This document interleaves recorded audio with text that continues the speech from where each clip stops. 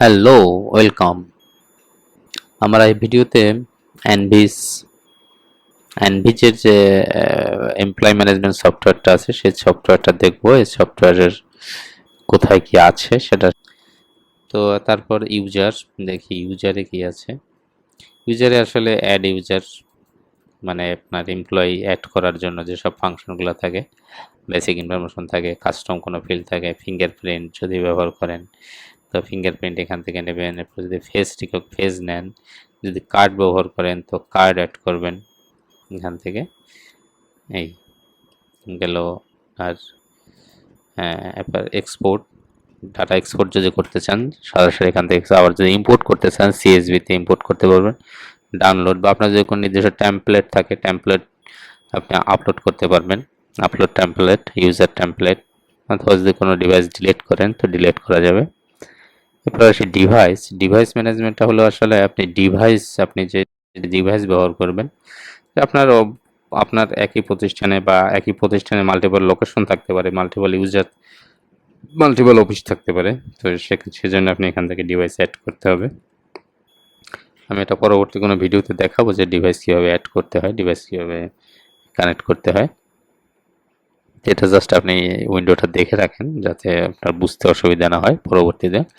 Time সিঙ্ক্রোনাইজিং দেখতেছেন, একটা time পর সিঙ্ক্রোনাইজ, কতটা টাইম পর সিঙ্ক্রোনাইজ হবে এটা আসলে এখান থেকে। ডাউনলোড নিউ রেকর্ড, নতুন ডিভাইস সেট করার পরে এটা অটোমেটিক অ্যানাবেল হবে, তখন আপনি ডাউনলোড করতে পারবেন রেকর্ড। এরপর আপনি রেকর্ডটা কীভাবে এক্সপোর্ট করবেন, যে রেকর্ডগুলো আর কি ডিপার্টমেন্ট ওয়াইজ হবে কিনা, কোনো ইউজার বেস হবে কিনা, কোনো রেকর্ড ফ্ল্যাগ আকারে হবে কিনা, অ্যাটেন্ডেন্স, টাইম অ্যাক্সেস কন্ট্রোল, এবং এখান থেকে টাইম শিডিউল, এবং টাইম শিডিউল দেওয়ার পর এখানে সার্চ দিলে অটোমেটিক আপনার ওই শিডিউলের টাইম, ওই ফিক্সড টাইমের যে ডাটাটা আছে ওইটা চলে আসবে। এবং আপনি যদি এক্সপোর্ট করেন সেটা কীভাবে এক্সেলে করবেন না টেক্সে করবেন না সিএসভিতে করবেন সেটা আসলে এখানে মানে আইডেন্টিফাই করা আছে। তারপর অ্যাটেন্ডেন্স ম্যানেজমেন্টটা, যেটা আপনার ইউজার বা শিডিউলিং আকারে কিনা, অ্যানালিটিক্স দেখবেন কিনা, অ্যাটেন্ডেন্স স্ট্যাটিক্স দেখবেন কিনা, এখান থেকে আপনি কলাম ইচ্ছে করলে বাড়াইতে কমাইতে পারেন আরও।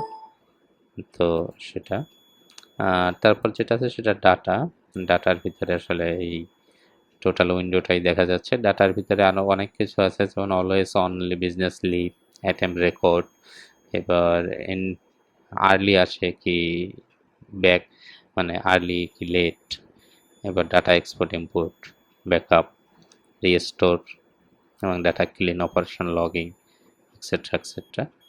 আপনি যদি হেল্প চান, কোনো হেল্প আপনাকে এখান থেকে আপগ্রেড বা আদার্স যেসব হেল্প দরকার হয় তাহলে আপনি এখান থেকে করে নিতে পারেন। তো ধন্যবাদ ফ্রেন্ডস বা ভিউয়ার আপনারা এই ভিডিও দেখার জন্য। আমি পরবর্তীতে এই প্রত্যেকটা অংশের আরও ডিটেল ভিডিও আপনাদেরকে দেব।